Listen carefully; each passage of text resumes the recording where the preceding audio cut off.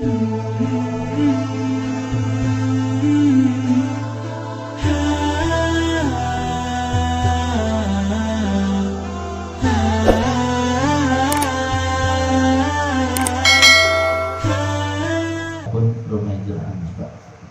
itu selanjutnya penyampaian materi pada malam hari ini diberikan kepada Ustaz. Silakan kepada Ustaz dipersilakan.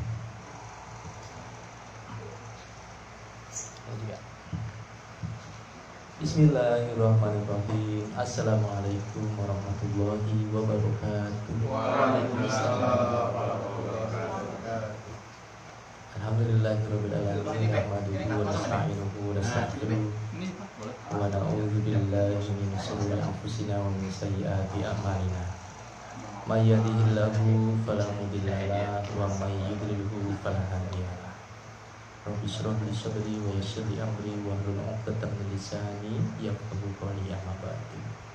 Bismillahirrahmanirrahim. Kuntum khairu ummatin ukhrijat linnas ta'muruna bil ma'ruf wa tanhauna 'anil munkar wa tu'minuna billah. Wa qala aidan wa min ayatihi an khalaqa lakum min anfusikum azwajan litaskunu ilaiha wa ja'ala bainakum mawaddatan wa rahmah inna fi dzalika laayatin liqaumin yatafakkarun. Wa qala Nabi Muhammad sallallahu alaihi wasallam inna ma bu'istu liutammima makarimal akhlaq. Shadaqallahul azim wa shadaqa rasulun nabiyil karim wa nahnu ala dzalika min syahidin wasyakirin walhamdulillah. Yang pertama, kita puji syukur kepada Allah. Kenapa? Karena dari pagi ini hujan turunnya di Bandar Lampung ini sampai dengan tadi sholat isya. Ini saya tadi hampir nggak sampai nih Ustaz. Pikir saya ini saya sudah sampai luar negeri, Kuala Lumpur gitu. Kok banyak kuala, banyak lumpur depan sana masuk ke sini kan. Rupanya perjalanannya masih di Indonesia. Hujan deras dari pagi kita ini. Masya Allah. Kalau nggak guru kita yang ngundang Ustaz Ilham nggak datang saya. Iya. Ini orang soleh yang harus diteladani, kita sama-sama, ilmunya banyak beliau nih ya. Mudah-mudahan hadirnya beliau di Rumah Hijrah An-Naba ini bareng seluruh tim dan kru ini jadi asbab hidayah di kampung tempatan ini. Sukarami baru ya Pak ya? Iya, Sukarami baru. Sukarami baru. Jadi Sukarami terpecah jadi dua. Ada bagaimana? Iya. Memisahkan diri lah ya, melebarkan diri, nambah. Iya, karena memang punya hak referendum ya. Tidak ada daun jatuh kecuali dijatuhin sama Allah. Ini yang selalu saya ingat-ingetin sama kita semuanya. Mau pergi kemanapun lah kita malam hari ini. Mungkin ada acara keluarga, ada acara meeting, ada acara apapun di luaran sana itu. Sudah takdirnya kita bertemu di sini, di kediaman kantornya Ustadz Ilham Al-Bantani, Muhammad Ilham Al-Bantani. Ya Allah, ini kalau kita belajar dengan beliau Pak, salah satu ciri-ciri orang mau sukses ini, salah satunya tuh cakap bicara. Ya. Ini dalam bentuk apapun ini, Ustadz Ilham ini saya melihat jual apa aja laku beliau. Maka bapak-bapak kalau terlalu dekat sama beliau hati-hati kejual juga nanti. Tapi pembeli wanita mudah dapat ya. Karena obrolan kita ini santai saja. Ini di live-kan lewat apa nak? IG ya. IG alamatnya apa? Ini Ustaz coba live-kan juga lewat Facebook. Rumah Hijrah An-Naba. Keren kan? Memang sudah zamannya seperti itu. Masya Allah ya. Jadi karena kondisi seperti ini kita memang susah untuk bertatap muka. Kondisi Zoom inilah, kondisi Zoom, medsos ini mewakili seluruh dunia. Kita bisa menyaksikan dengan cara mudah. Mudah-mudahan yang disampaikan ilmu malam hari ini bawa pulang nanti ada bakal oleh-oleh yang kita bawa pulang ya Pak ya. Amin. Setelah puji Allah kita berselawat atas Rasulullah Sallallahu Alaihi Wasallam, Nabi Agung yang mulia, yang beliau ini karena ini khusus kajian yang sini hadir khusus laki-laki ya katanya. Iya. Jadi karena yang khusus laki-laki ini kajiannya saya akan bahas tentang laki-laki, tapi karena ada ibu-ibu juga nih yang menyaksikan pertama kali aja ibu-ibu nih. Banyak tuh, nambah lagi. ibu-ibu semuanya rata-rata. Nah, jadi saya akan berimbang, tapi untuk yang ada di posisi di sini, maka saya harus mungkin lebih mengena ke bapak-bapak yang hadir di sini. Rasulullah ini siapa? Rasulullah ini manusia paling agung yang paling baik terhadap wanita, terhadap istrinya. Nah, ya paling baik sama istrinya. Mirip-mirip lah dengan bapak-bapak di sini ya. Wajah-wajah baik semua sama istri kayaknya. Kok tawanya kayaknya kok miris gitu ya. Kenapa ini? Karena nomor satu istrinya aja. Ya, terhadap istri ya, terhadap yang paling baik terhadap istrinya. Kalau Rasulullah memang sudah istri-istrinya ya. Ada yang sudah istri-istrinya di sini. Baru niat semua, Pak. Oh, baru niat. Kenapa, Bu? Niatnya sebenarnya ada. Kami begitu. Yang penting ada niat. Ya, niatnya sudah pahala ya. Nggak tahu mungkin dibawa sampai almarhum juga bisa jadi. Nggak terkabul niat. Tapi Rasulullah kita ini ajib. Beliau ini adalah orang yang sangat sayang terhadap keluarganya, khususnya istrinya. Ya, dikabarkan istri Rasulullah itu sampai dengan 11. Ya kan? Tapi beliau adalah orang yang sangat adil. Tidak ada manusia yang paling adil terhadap istri-istrinya kecuali Rasulullah. Rasulullah yang paling adil. Makanya disampaikan, tadi sudah sampaikan sama Ustadz Ilham, ya kita boleh menambah itu. Masna wasulasa warubah. Ada rokok nih kayaknya. 2, 3, 4. Ada rokok bukan ini? Iya. Sensor nih ya. Nanti masalahnya kalau 2, 3, 4, ya kan? Kalau tidak sanggup, ya, karena untuk berlaku adil ini memang berat, maka pesan dari Allah kepada Rasulullah Muhammad SAW kepada kita ini al-wahida, si jiwae. Kalau bahasa istri-istri kita yang selalu si jiwae gak satu aja gak habis-habis, bukannya tambah kurus malah tambah lebar, ya kan?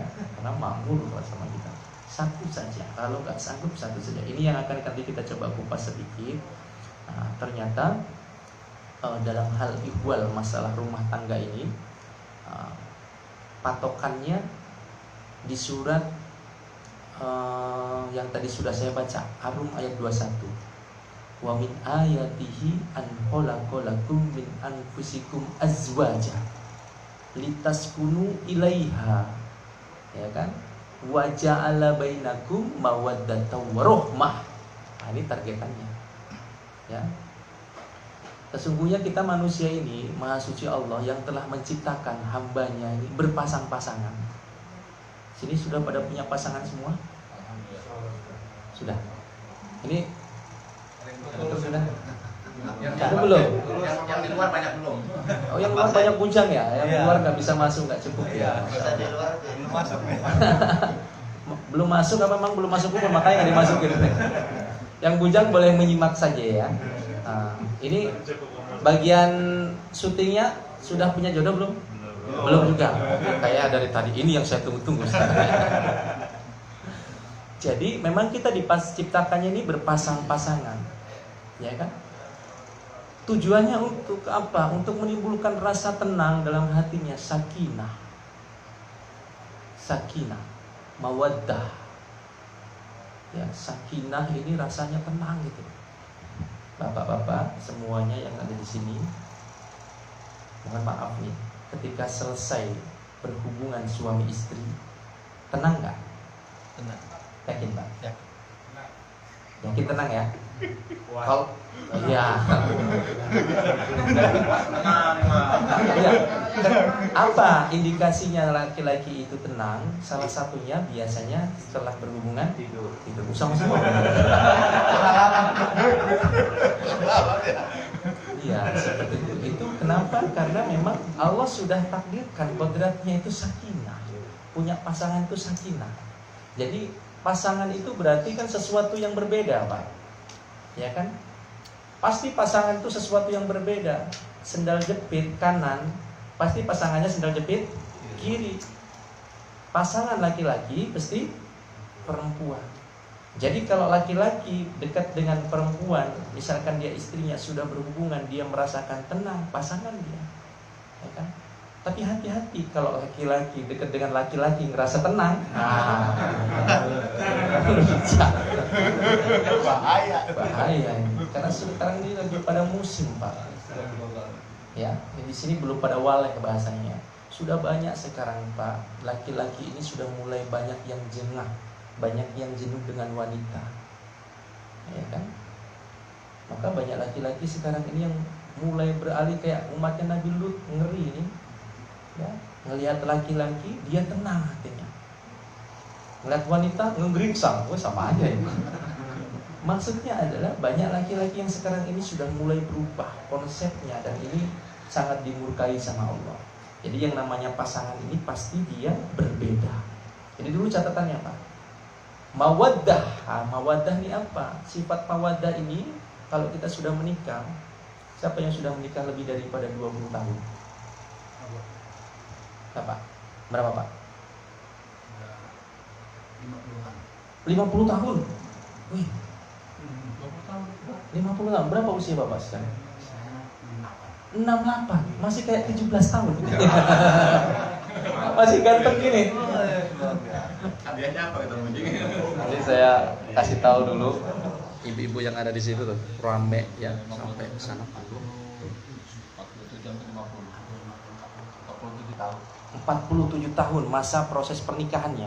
Cek ya. Ini perlu kita contoh, Pak. Kita umur aja 50 tahun belum ya, kebanyakan ya kita. Ini kan masih banyak yang muda-muda ya. Yang di luar kedengaran jelas nggak? Oh, jelas banget kalau kayak gitu mah jelas. Nah, kalau mawaddah ini apa? Mawaddah ini kita diberikan ketenangan, rasa belas kasih terhadap pasangan kita ini. Ketika kita melihat bukan kelebihannya, bahkan kekurangannya. Contohnya itu apa? Contoh misalkan ya, nah ini kemarin juga saya kupas sedikit lagi tambahan di sini. Kalau kita tidur, coba sesekali kita bangun hidupin lampu, istri jangan sampai bangun tapi ya. Coba tengok wajah istri kita gitu. Mungkin udah nikah Bapak tuh sudah 50 tahun ya. Wajah istri dulu waktu pertama kali dinikahi masih dalam keadaan kinclong, masih dalam keadaan cantik. Itu berbeda jauh setelah 50 tahun dinikahin tuh pasti. Beda nggak Pak kira-kira? Bapak yang baru 10 tahun lah nikah. Beda banget nggak Pak dulu? Banget beda. Banget bedanya gitu. Apa bedanya? Maafin ya istriku, ini juga sama. Ini bukan mau ngomongin wanita, tapi memang kodratinya seperti itu. Wanita itu melebar. Jadi kalau kondisi makmur itu mereka memang melebar. Dan kita ini kondisinya kalau terjepit, kondisi kita nggak makmur, udah menikah, cermun dulu kita cungkring, nah kita ini baru ya. Tapi kalau bapak-bapaknya juga ikut melebar, minimal perutnya ngebuncit, nah ini tandanya makmur lah, tapi bukan cacingan maksudnya. Jadi dia ini makmur seperti itu. Nah mawaddah ini apa yang tadi saya sampaikan? Mawaddah ini kita tengok wajah istri kita sudah mulai ada ubannya, mulai ada keriputnya, mulai ada wajah tuanya gitu. Kita kok nggak benci gitu. Padahal zaman kita bujang, ngelihat orang yang sudah tua itu rasanya apa ya? Kok nggak enak dipandang gitu. Ya nggak? Bujang-bujang. Kalau ngelihat nenek-nenek malam hari seksi, ya kan, cuma pakai kayak ginian doang misalkan. Kira-kira ada syahwat nggak nenek-nenek 9 tahun ini? Nggak ketawa kan? Iya. Waleh begitu. Mual ya. Gak bakalan. Tapi kalau masih gadis, ya kan, buka sedikit aja di Uber ya, kalau bujang-bujang gitu kan. Begitulah ya kan. Tapi yang namanya mawaddah ini unik. Mawaddah itu seperti apa? Kita melihat kekurangan istri kita, entah istri melihat pasangannya, suaminya, ini timbul rasa belas kasihan. Apa yang timbul situ? Ya Allah, Bun, ya Allah Mama, ya panggilannya apa? Mamanya anak-anak misalkan, atau panggilan kesayangannya apa? Kan bapak-bapak ini kadang kalau manggil ini kan asal aja. Ya Allah Dut gitu kadang kan. Tentang namanya siapa, badannya sudah melebar dipanggilnya gendut gitu kan. Ya Allah istriku, dilihatnya wajahmu ya Allah. Dulu engkau aku nikahi dalam keadaan cantik, mulus, ya. Sampai dengan sekarang aku belum bisa bahagiakan engkau wahai istri. Ya. Wajahmu semakin kirut, semakin kelihatan tampak tua seperti itu ya. Itu kita timbul rasa kasihan gitu, belas kasihan yang menimbulkan apa? Rasa sayang yang begitu dalam. Sehingga kita tumbuh itu rasa mawaddah. Apa dalam benak kita?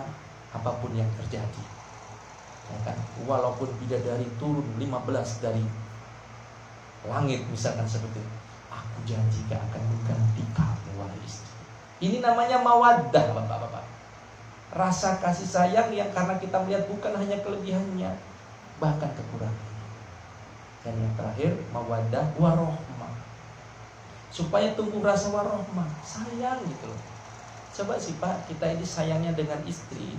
Saya pengalaman dengan teman-teman yang mengadu, sayangnya seorang istri, suami kepada istri pertamanya dibandingkan kedua, ketiga, keempat. Ini rata-rata istri pertama lah, yang dia tetap menjadi apa ya, menjadi motivatornya. Dari mulai susah, ngerintis, sampai dia jadi orang hebat, dia rata-rata istri pertama nggak mau dilepaskan. Cuma hanya memang terkadang perempuan ini karena dia tidak terima, ngebrontak. Mana suami lagi senang-senangnya dengan yang kedua, ketiga, keempat, misalkan ya, si istri ngebrontak. Ini yang terkadang suami itu mau melepas istri pertama itu pasti berat, seperti itu. Tapi terkadang istri yang dia tidak terima karena mungkin keras atau apa, akhirnya suami akhirnya memutuskan yang pertama. Sebenarnya kalau istri ini bisa lebih lembut, ya kan ada dalilnya sudah. Boleh 2, 3, 4. Haknya laki-laki boleh. Kalau emang nggak bisa ya satu saja. Nah ini pertanyaannya, ketika kita di Ar-Rum ayat 21 ini, kita tujuan daripada pernikahan itu. Ya. Inna fi dzalika laayatin liqaumi yatafakkarun. Yang sesungguh yang demikian itu untuk pelajaran lah buat orang-orang yang punya pikir gitu, bisa mikir, buat orang-orang yang berilmu, bisa ngelihat itu semua, ini pelajaran. Nah, sekarang pertanyaannya, setelah kita menikah sampai dengan sekarang ini, ya kan? Kira-kira sampai dengan sekarang ini ada nggak yang namanya pernikahan itu nggak ada masalahnya? Ada nggak? Nggak ada. Pak, ngerasain masalah nggak? Enggak. Sampai sekarang masih tiap hari.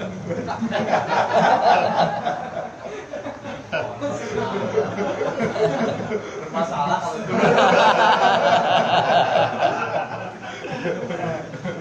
Masya Allah. Gini Pak, kenapa pernikahan ini selalu bermasalah dan setiap hari selalu ada masalah? Saya kasih tahu garis bawahinya. Karena pernikahan ini sesungguhnya adalah ibadah terlama Pak. Ibadah terlama.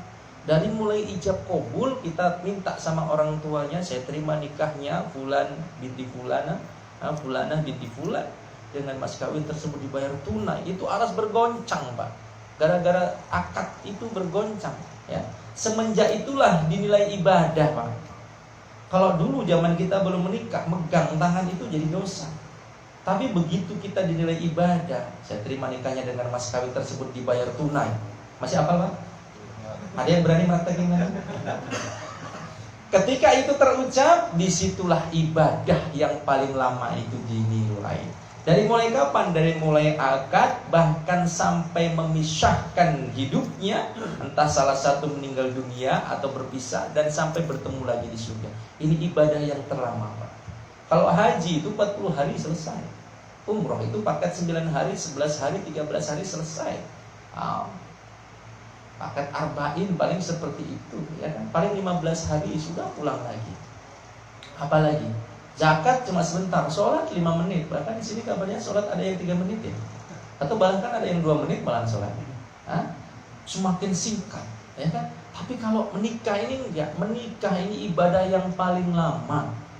Makanya diperlukan kesabaran. Kenapa? Karena latihannya setiap hari. Kapan sempurnanya? Nanti kalau dua-duanya masuk surga.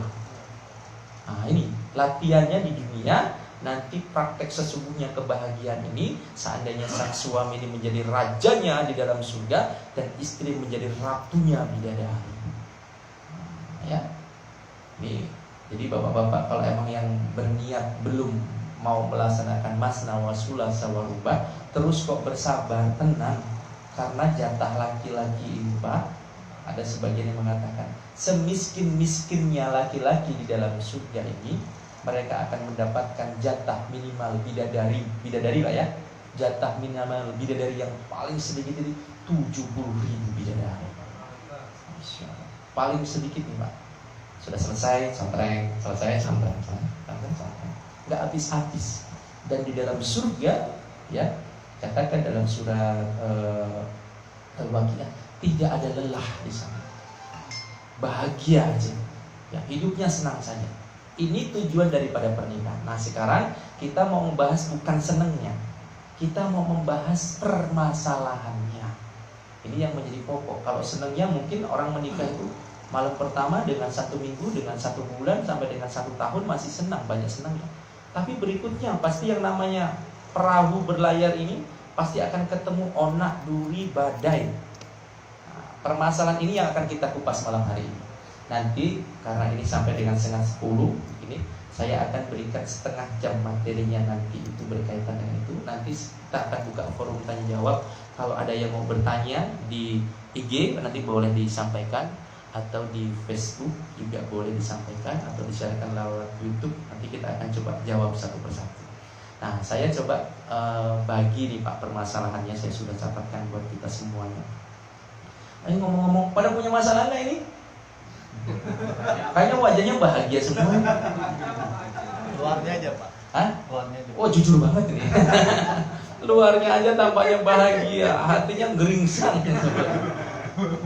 Nanti saya akan berikan tips ya, karena kita kalau ngebahas masalah ini, orang sukses ini Pak, fokusnya ini seperti kita melihat naik kendaraan, mobil begitu. Fokusnya ke kaca depan, jangan ke spion. Spion boleh nggak kita tengok? Boleh. Spion itu masalah Pak. Sekali-sekali. Masalah itu seperti kita juga berobat ke dokter. Sakitnya apa? Begitu sudah ketahuan sakitnya, nggak fokus lagi sama bentuk sakitnya, tapi fokusnya dengan solusinya. Resepnya apa? Orang sukses pun seperti itu. Laki-laki yang sukses juga seperti itu. Permasalahan rumah tanggaku ini spion. Sesekali kita tengok. Oh, masalah yang paling urgent ini nanti saya akan coba bahas. 5 sajalah mungkin yang paling agak urgent gitu ya. 5. Nah, sekarang kalau sudah ketahuan daripada masalahnya, kita fokus ke solusinya. Seperti kita naik mobil, ya kan, spionnya sesekali ditengok, fokusnya ke kaca depan. Bayangin kalau kita nengokin spion terus, kira-kira apa yang terjadi? 1 lumpur, 2 ya. Pokoknya nggak karu-karuan lah ya. Jadi kalau orang fokusnya tiap hari dengan masalah terus, nggak selesai. Jadi kalau mau menyelesaikan masalah, lihat masalahnya, fokus ke solusinya. Nah, saya akan coba kupas dulu masalahnya dulu nih yang saya sudah siapkan ya buat kita semuanya. Masalah yang paling sering muncul ini Pak, sekarang ini apalagi masa pandemi sekarang ini rata-rata masalah keuangan. Dalam pernikahan itu biasanya masalah yang paling ruwet itu masalah keuangan. Wah, kenapa masalah keuangan? Karena orang kalau nggak punya, kan ada yang dikatakan gini, uang itu bukan segala-galanya, betul nggak? Tapi segala-galanya ternyata sekarang kita butuh uang, betul nggak? Uang itu tidak dibawa mati, ya kan? Tapi tanpa uang rasanya kayak mau mati, betul Pak di sini Pak. Nah sekarang pertanyaannya, banyak orang yang konflik rumah tangganya ini masalah ekonomi. Satu sekarang ini pandemi, Covid, banyak yang tidak bekerja, banyak yang di PHK, banyak yang nganggur, yang punya usaha juga surut, mau beli juga orang pada berat, lebih baik untuk beli sesuatu yang sangat pokok, yang sangat primer, ya. Sehingga ini mempengaruhi ekonomi global. Ya kan? Saya kasih tahu Pak, semua orang ini butuh uang. Ya, semuanya butuh uang itu dalam artian untuk mencukupi lah, minimal cukup saja. Kenapa? Karena orang yang paling kaya saat ini di dunia, siapa yang paling kaya sekarang? Dulu ada Bill Gates ya. Nah, sekarang katanya yang punya Facebook nih. Kamu paling kaya ya yang punya Facebook. Yang paling kaya aja sampai dengan sekarang masih cari duit Pak. Udah paling kaya itu, ya kan? Yang punya Microsoft, Bill Gates masih kerja. Artinya apa? Keuangan ini cukup urgent. Tapi bagi seorang yang muslim, sesungguhnya kebahagiaan itu bukan terletak pada uang. Saya kasih garis bawah nih Pak. Kalau kebahagiaan dikasihnya hanya gara-gara uang, maka Fir'aun, Korun khususnya ini orang yang paling bahagia dia ini. Kan kita pernah dengar, Qarun ini hartanya dibawa dengan berapa? Dikatakan 7 ekor unta, 70 ekor unta, malah celaka Qarun. Itu yang pertama. Jadi uang ini bukan segala-galanya. Yang membuat bahagia solusinya apa? Bukan karena uang. Uang tidak bisa membuat bahagia. Hanya Allah yang bisa membuat bahagia. Uang berhajat kepada Allah untuk membuat manusia bahagia. Allah tidak berhajat kepada uang untuk membuat kita bahagia. Jika Allah berkehendak dengan uang, Allah mampu kita buat bahagia. Jika Allah berkehendak dengan uang, Allah mampu tidak bahagia. Ini jika Allah sudah berkehendak seperti itu. Buktinya apa? Dengan uang banyak orang yang bahagia. Berangkat haji, berangkat umroh, sedekah, bikin gedung, bikin sekolahan, rumah sakit, untuk bagi-bagi. Punya aset, bahagia dia. Kenapa? Punya uang. Allah berkehendak dia bahagia dengan uang dia, bahagia dia. Tapi ada uang yang membuatnya tidak bahagia. Kenapa? Karena Allah tidak izinkan untuk bahagia. Apa itu? Para koruptor. Uangnya banyak, menumpuk, tapi gak bahagia. Kenapa? Mereka masuk ke dalam jeruji besi. Uangnya menjadi mudarat buat dia. Tapi ada orang yang gak pakai uang, tapi hidup dia bahagia, senang. Siapa? Contohnya bayi. Bayi itu mana ada tahu urusan dengan uang gitu. Tapi hidupnya bahagia bayi itu. Di dalam perut bayi itu Masya Allah nangis gitu kan. Kenapa? Dikasih tahu sama jabang ari-ari temannya. Bayi, nanti kamu ini yang dipakai itu bukan hanya tali pusar saja. Kamulah gunain tangan kamu, mata kamu itu nanti berguna seperti itu. Apa kata bayi? Orang, aku tetap butuh ini sama yang tali pusar. Tali pusar inilah yang paling bahagia, kata si jabang bayi. Tapi begitu lahir pertama kali, yang dipotong pertama kali apa? Tali pusar. Makanya bayi setiap kali lahir itu nangis. Kenapa? Tali pusar yang begitu dia bangga-banggakan dipotong. Ada yang masih ingat tali pusarnya dipotong nangis? Kalau masih ingat tuh berarti EG-nya tingkat tinggi. Saya ingat betul itu, bidannya saya ingat betul, potongnya misalkan. Coba deh. Tapi bayi tetap bahagia. Begitu nangis sebentar dia pasrah sama Allah. Ya Allah, betul yang dibilangin kakang kawah adi ari-ari kalau bahasa orang Jawa itu. Ya, betul, ternyata ini tidak membuat saya bahagia. Yang bahagia itu membuat aku bahagia ketika aku taat kepada Engkau. Maka bayi ini menangisnya ini zikir. Maka setelah dia menangis, Allah tahu bayi ini tidak bisa mampu apa-apa.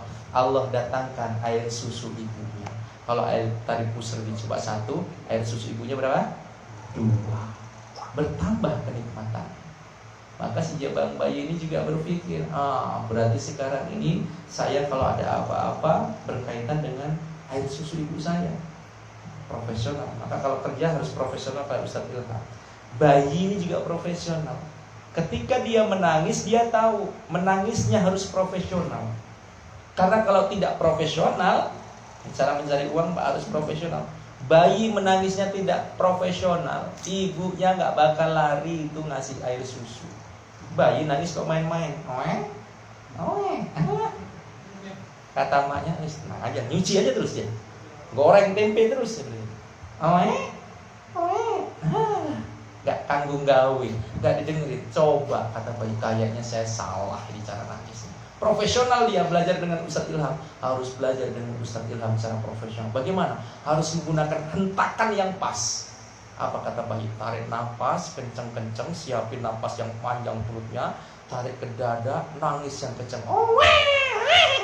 Wah, apa yang terjadi? Emaknya itu karena melihat posisi sang bayi ini dalam kondisi kaget, larilah itu ya, piring dilempar, cucian dilepas, tempe goreng sampai gosong, lari, minum, kenapa? Aus, kenapa? Karena profesional. Pun sama dengan kita. Kalau mau ngadu kepada Allah saat masalah keuangan seperti ini, cara ngadunya kepada Allah yang profesional. Jangan main-main. Allah nggak punya duit ya Allah Ta'ala. Jangan tahajud, hajat, duha, nangis yang kejadian. Ya Allah, tolong ya Allah. Cicilan ya Allah. Banyak cicilan di sini. Semua sih. Betul ya. Ya Allah, nangis tuh ngadu disebut. Maka kalau mau doa profesional, ya, belajar dengan Ustadz Ilham ini, beliau ini kalau pernah waktu itu kalau nggak salah berbicara kepada saya ini, belajar dengan guru-guru kita juga, kalau mau berdoa jangan tanggung-tanggung, mintanya yang jelas, yang besar sekalian. Kenapa? Karena Allah ini maha kaya, jadi nggak usah takut-takut, minta sama Allah yang banyak-banyak. Ya, jangan yang kecil-kecil supaya dikasihnya lebih. Ya Allah, nih rumah masih nunggak nih, ya kan? Rumah masih nunggak, masih banyak cicilan, motor, mobil masih banyak cicilan. Saya kasih tahu, yang membuat hidup kita ini susah sebenarnya ini bukan masalah apa-apa. Yang membuat hidup kita ini susah gaya hidup kita, penghasilan kita, ya itu lebih rendah dibandingkan gaya hidup kita. Kalau gaya hidup kita itu mau diturunkan, kita nggak ngegeringsang sampai dengan sekarang. Solusinya apa? Doanya yang serius itu loh Pak. Belajar dengan bayi itu serius. Maka kalau kita mau selesai masalah, doanya yang serius. Apalagi sedekahnya yang serius. Ustadz Ilham ini Masya Allah beliau nih, kalau sedekah tuh jor-joran beliau, ya kan? Masya Allah ya. Maka dikasih rezekinya juga jor-joran seperti itu. Walaupun belum cukup kodrati seperti itu, karena setiap manusia itu tidak akan pernah merasakan cukup. Sampai kapan? Hatta zurtumul makobir, sampai kamu masuk ke dalam kubur. Seandainya manusia dikasih itu yang namanya lembah emas satu, pasti minta lembah yang kedua. Begitu terus, nggak ada cukupnya. Jadi solusi yang pertama adalah bagaimana kita profesional dalam berdoa tentang masalah keuangan. Terus kurangi gaya hidup kita, Pak.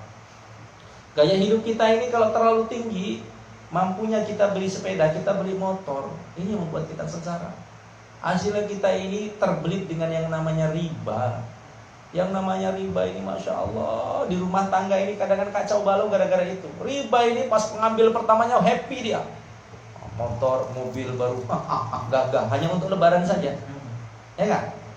Bulan pertama, kedua sampai dengan bulan ke-7 ke-10 aman itu. Tapi orang yang berkaitan dengan riba, janji Allah, ya, wa ahallahul bai' wa harrama riba. Allah halalkan jual beli dan mengharamkan riba. Allah gak suka dengan sesuatu yang haram, pasti dipermasalahkan sama Allah. Makanya orang-orang yang punya tarikan ataupun punya cicilan, rata-rata di bagian-bagian tengah sampai dengan akhir itu ngandet. Kenapa? Karena Allah tak suka di situ. Nah, makanya sesuai saja dengan kemampuan. Pertanyaannya sudah kadung. Kalau sudah kadung, minimal benci dengan perkara tersebut. Itu solusi Pak ya. Permasalahan yang pertama rumah tangga biasanya karena masalah keuangan. Yang kedua, ini masalah yang kedua biasanya masalah dengan anak. Masalah dengan anak itu Pak begini Pak. Saya pernah di Tanah Suci itu. Mohon doanya Pak ya, ini kondisi Tanah Suci ini sangat memprihatinkan Pak. Biasanya Allah kasih izin Suratno ini ke Tanah Suci setahun ini 3-4 kali. Kondisi pandemi ini nggak sama sekali Suratno ke Tanah Suci, rindu sekali. Saya dengar teman-teman ini, mungkin dengar nih teman-teman yang mukimin yang ada di Mekah dan Madinah ya. Sekarang ini umroh di sana ini yang datang belum tentu bisa umroh Pak. Kalau sampai di sana ini positif, ya kan itu masa karantina. Belum juga negatif, ini sampai dengan habis waktunya pulang Pak. Hanya numpang tidur saja, ini kasihan. Terus kalau mampu untuk umroh sekali saat ini, umrohnya yang wajibnya kan sekali Pak. Untuk umroh yang kedua, kata sahabat saya mungkin mereka harus membayar lagi. Masya Allah. Jadi sedih Nadim. Pernah saya bertemu dengan ibu-ibu. Ibu-ibu ini kita yang namanya anak. Tadi kan permasalahan kedua tentang masalah anak Pak ya. Ada ibu-ibu yang berdoa. Berdoanya nangis kecil. Seperti tiba-tiba beliau ngambil karena jamaah saya kan, bawa air di depan Ka'bah, Ustaz tolong bantu doakan saya. Untuk apa Bu? Seperti itu. Kenapa ibu nangisnya kayak gencer bener? Nah, teman-temannya kayaknya yang lain itu nangis, tapi dia ini kayaknya lebih kejam. Gimana Ustaz? Saya sudah 11 tahun tidak punya keturunan. Jadi gak punya anak ini masalah Pak. Ya, 11 tahun gak punya keturunan, uang ada, perusahaan ada, semuanya ada, gak punya keturunan. Yang dia bayangkan cuma satu, yang mau melanjutkan perjuangan saya ini sopo. Jadi gak punya anak ini ternyata masalah yang besar. Tapi gak lama berikutnya, ya kan, beda hari, saya juga bertemu dengan seorang ibu-ibu nangis juga depan Ka'bah. Saya tanya minta air juga, Ustadz ini boleh buka di YouTube-nya Ustadz ini. Wallahu a'lam bishawab ya, Ustadz ini kalau di Tanah Suci entah mukanya muka botol apa muka apa gitu ya. Jadi setiap kali datang ke sana selalu ada orang yang menghampirin, entah itu jamaah tak apa, minta air minum didoakan depan Ka'bah. Ya air zam-zam doakan depan Ka'bah seperti itu. Saya tanya sama ibu-ibu, kenapa nangisnya kok sampai gugup seperti ini? Ternyata permasalahannya berbeda Pak dengan yang tadi. Tapi tentang masalah anak juga. Ustaz, bagaimana saya nggak sedih? Bagaimana saya nggak kerontor-ronto? Saya ingat bahasa kerontor-ronto dari beliau. Gimana saya nggak kerontor-ronto Ustaz? Rasanya prihatin dalam hatinya ibu nih. Kenapa loh Bu? Aduh, saya ini Ustaz. Anak saya 11 Ustaz. Nah anaknya banyak rupanya. Punya anak banyak ternyata juga masalah. Yang satu dibilangin sama beliau, mohon maaf ya, tidak disebutkan nama untuk contoh saja, keras kepalanya. Yang satu sama yang satunya konflik terus. Yang satunya ini ngerongrong terus. Yang satunya sakit-sakitan. Ternyata orang yang punya anak ini juga bermasalah. Punya anak satu masalah, punya anak dua masalah, gak punya anak masalah, punya anak yang banyak juga masalah. Jadi ternyata bagaimana saja kita cara menyikapinya saja. Pak, anak ini titipan dari Allah. Jadi jangan sembarangan, ya kan? Jangan hanya kita pinter bikinnya saja, tapi ngurusnya nggak bisa. Maka permasalahan anak ini terkadang menjadi konflik terhadap suami dan istri. Bagaimana caranya, solusinya? Ya, solusi menghadapinya ini bagaimana? Kalau punya anak satu, syukurin. Punya anak dua, syukurin. Belum punya anak, syukurin. Karena Allah pasti punya rencana di situ. Nah, kalau ada yang belum punya anak, misalkan minuman rupiahnya Ashifa gitu ya, Ustaz Ilham. Ada itu kan? Misalkan kan? Aisyah itu seperti di ruqyah itu, sudah di ruqyah seperti itu ya. Jangan lupa berdoa dan amalkan nih. Kalau ada yang pemirsa mungkin ada yang di rumah atau di IG ya belum punya keturunan. Saya kasih tipsnya, mumpung ingat. Tapi kalau terlalu lebar kita malah bingung, nggak ingat lagi amalannya apa. Saya kasih amalan Pak. Bagi yang belum punya keturunan, coba amalkan surat Maryam ayat 1 sampai dengan 12. Ada tetangganya, adiknya, ponakannya belum punya anak, misalkan sudah lama menikah, coba suruh amalkan itu. Yang kedua amalannya, jauhi konflik. Rumah tangga itu untuk menenteramkan, bukan untuk konflik. Kalau konflik wis no, tiap hari berantemin istri terus, rezeki sempit. Ya. Maka prinsipnya satu, perlakukan bidadarimu di dalam rumah. Siapa itu bidadari di dalam rumah? Istri dan ibu. Seperti ratu, maka engkau akan mendapatkan rezekinya raja. Jangan pernah memperlakukan istri dan ibu seperti pembantu, karena kita akan mendapatkan rezekinya babu. Ya, ini diingat ini Pak. Istri kita ini tulang rusuk kita Pak. Allah ciptakan Adam ini sendiri. Maka cara yang pertama, yang kedua tadi, kalau mau itu rezekinya lancar berkaitan dengan anak, kepindah batin anak, jauhi konflik.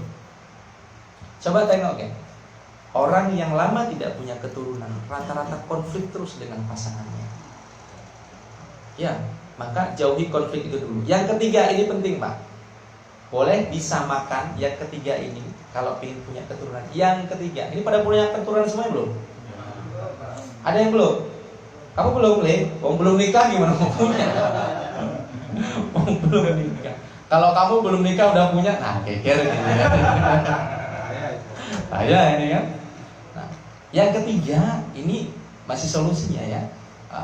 Samakan doanya. Jadi kalau bapak-bapak juga punya masalah di rumah, entah itu masalah uang atau masalah anak-anak, samakan doanya. Ya, duduk ngobrol musyawarah. Dalam Al-Quran ini ada namanya surat Asy-Syu'ara, bermusyawarah. Ajak doa istrinya, ajak samain persepsi doanya. Apa yang kita sampaikan? Cucuku, istriku, mama, kita mau doa sama Allah, minta sama Allah ini supaya dikabul. Bagaimana caranya? Kita samakan doa kita. Ini kunci Pak. Apa doa samakannya? Coba cari. Mama doanya ini selama ini opo? Kalau sholat sendirian ini apa doanya? Bulan ini kita butuh uang misalkan 100 juta atau 200 juta, samakan. Ma, doa kita yang pertama fokus misalkan apa? Ya Allah, kasih rezeki bulan ini 100 juta ya Allah. Atau 200 juta, samakan. Mama nanti mintanya 200 juta ya Ma ya. Nah, jangan papanya dikorupsi, saya 400 juta, ya 200 juta buat kawin lagi ya, jangan. Samakan ini doa, 200 juta, 200 juta, nanti connect ini Pak. Coba cari 2, 3, 4 atau 5 doa yang sama. Samakan ini, coba buktikan omongan saya. Nanti seperti ada apa ya, kemudahan yang Allah bilang itu min haitsu la yahtasib, dari arah yang tidak disangka-sangka. Nah, ini pengalaman saya juga sama seperti ketika saya lama tidak diberikan keturunan waktu itu. Saya menikah, istri saya menyimak juga nih. Halo saya, assalamualaikum. Mesra dong sama istri karena istri melihat ya. Jadi apa namanya? Lama kami tak punya keturunan karena saya menikah waktu itu umur 29, istri saya 38. Ya kan, hampir 2 tahun kami menikah. Sudah menikah, sudah ikhtiar tapi belum juga dikasih seperti itu. Namanya menikah 38 hampir 20 tahun sudah pasti 40 tahun kan, pasti agak beratnya di situ seperti itu. Tapi saya coba ngomong dengan Pak, ya kan, istri saya itu kepingin punya anak perempuan.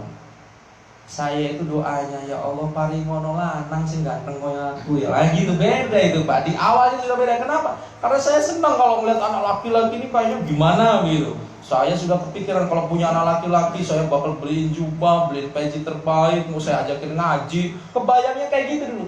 Ternyata istri saya ini kepingin punya anak perempuan gitu. Jadi saya berpikir waktu itu, oh berarti yang penting punya anak dulu, toh nanti kan bisa yang kedua, ketiga. Jadi saya ngalahin, udah apa doanya kepingin punya anak perempuan, karena anak perempuan nanti ngerawat ayahnya ibu, masuk di akal. Semenjak itu saya coba tanamkan itu Pak, ya kan, minta kepada Allah, anak saya yang pertama perempuan ya Allah. Jadi sekalian ya, yang di sana ada ibu masalahnya, Allah kabul itu. Dan ditambahkan dengan nazar. Kalau kita sudah punya itu, kita boleh punya janji sama Allah dalam bentuk janji yang positif dan mampu untuk kita tunaikan. Kalau berkaitan dengan anak, berkaitan dengan keuangan tadi, kalau dengan anak tambahkan nazar. Seperti nabi-nabi terdahulu, ya kan? Abdullah itu kepingin mengorbankan anaknya. Ini kan ke Baitul Maqdis. Ternyata itu didengar Pak. Jadi kalau lama belum punya keturunan, salah satunya tambahkan setelah doanya disamakan, ditambahkan nazar. Kalau saya punya anak nanti, kepingin punya anak, kalau nanti lahir misalkan sama doanya misalkan laki-laki, nanti kepingin motong kambingnya bukan 2, misalkan 3 gitu. Sesuai dengan kemampuan, boleh Pak itu Pak. Nah itu berkaitan dengan anak ternyata masalah. Tapi ketika kita ketemu solusinya, ternyata tidak jadi masalah. Yang berikutnya, yang ketiga ini tekanan sehari-hari Pak. Ini menjadi permasalahan juga. Hati-hati Pak, ada namanya sihir ikatan Pak. Ini perlu diketahui ya. Mungkin ada yang ahli ruqyah di sini. Saya ingin sampaikan juga. Ada namanya sihir ikatan yang dikuasakan oleh jin kepada manusia. Apa itu sihir ikatan? Sihir ikatan itu membuat seseorang itu nggak pernah yang namanya akur dengan pasangannya. Masalah sehari-hari selalu ada. Sebelum nikah, sihir ikatan. Ini dia ini selalu bermasalah ketika melihat laki-laki rasanya mau muntah, perempuan ini misalkan. Nanti dianya suka, laki-lakinya nggak suka. Nanti laki-lakinya suka, perempuannya nggak suka. Ini sebelum menikah. Nanti laki-lakinya suka, si calon istrinya suka, ibunya tidak suka.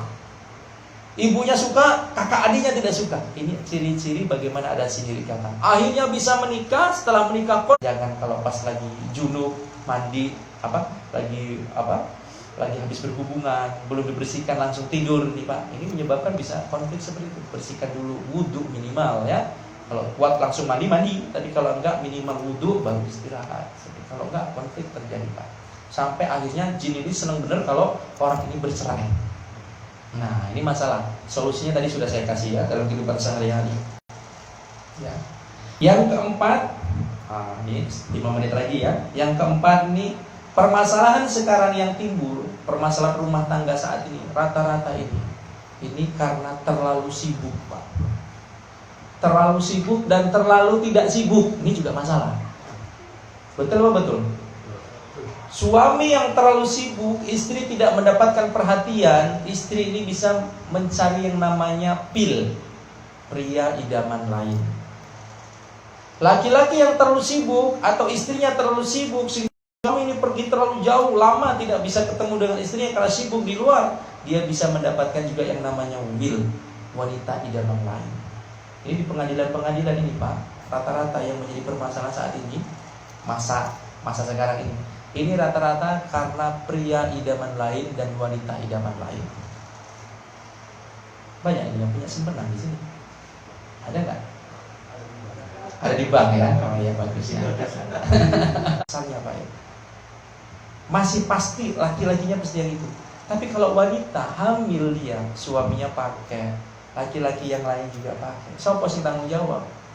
Bapaknya sih ngendi. Nah ini kan kita bingung, ya kan? Maka hati-hati betul nih Pak permasalahannya. Solusinya bagaimana? Belajarlah untuk setia dengan pasangan. Ini pun berat Pak. Wih, kalau Ustadz mah enak ngomongnya, tinggal ngomong aja. Nggak ada Ustadz ujiannya, tantangan. Pugu kiai, Ustadz itu ujiannya banyak. Tiap hari ketemu jamaah, ya kan? Banyak yang kinyis-kinyis, ya kan? Oh, banyak nih Pak. Ustadz Ilham ini, wah. Banyak fansnya Ustadz Ilham ini kan. Nah, sekarang pertanyaannya adalah, ya kan? Kalau memang kita sanggup, mampu untuk nambah, boleh kita. Tapi kalau memang belum mampu, satu saja, seperti itu. Ya, jadi belajar untuk setia terhadap pasangan ini penting Pak. Ya, ini sekarang menjadi sesuatu yang sangat sangat berat buat kita laki-laki. Kata-kata bijak, Wallahu a'lam ini tidak akan pernah terjadi hari kiamat. Dengerin ini Pak, bangganya kita sebagai laki-laki Pak. Tidak pernah akan terjadi hari kiamat sampai seorang laki-laki itu diikuti minimal 70 wanita.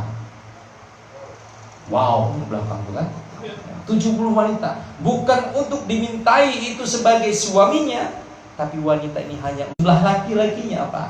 Yang sekarang masukin proposal ta'aruf itu ada 4 sekarang ini, 4 orang. Jumlah perempuannya sekarang ini 64. Yang masukin. Wah, tuh langsung semangat kan? Beneran deh? Serius ini? Langsung daftar tuh. Boleh. Cuma pertanyaannya, mereka mau nggak jadi yang kedua? Itu dia. Kedua, ketiga mau nggak sekarang? Seperti itu ya. Jadi memang angka seperti itu Pak kondisi sekarang ini. Ngomong apa sih belakangan? Yang bujang-bujang boleh masukin ta'aruf karena yang laki-lakinya sedikit. Ya boleh itu. Bujang apa mantan bujang itu? Boleh ya, nanti kalau gini mudah-mudahan santri-santri juga pada senyum-senyum yang perempuan dulu, mudah-mudahan ya. Karena memang stoknya banyak sebenarnya. Tapi ini bukan mau menawarkan yang lain, tapi untuk kebaikan Pak. Boleh seperti itu. Nah yang terakhir nih karena waktunya habis sih. Salah satu permasalahan yang ada dalam rumah tangga ini satu lagi Pak, yang kelima ini komunikasi yang buruk Pak. Suami istri komunikasinya buruk. Kita laki-laki ini Pak danger Pak. Sementang laki-laki kita main tunjuk saja gitu. Kamu ngerti apa? Kowe iki wong wedok. Hah? Ngerti enggak sih bahasa kayak gini sih? Tahu ya? Kamu ini ngerti apa? Saya ini laki-laki lanang, kamu itu perempuan. Nurut. Nah, bahasa seperti yang dihadapin. Nah, sekarang saya berikan solusinya bagaimana cara mengatasi masalah tersebut.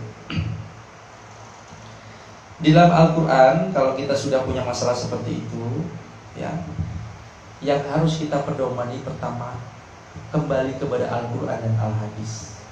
Ini kunci Pak, nggak ada yang lain lagi solusi yang paling jitu kecuali rumus canggih Al-Quran.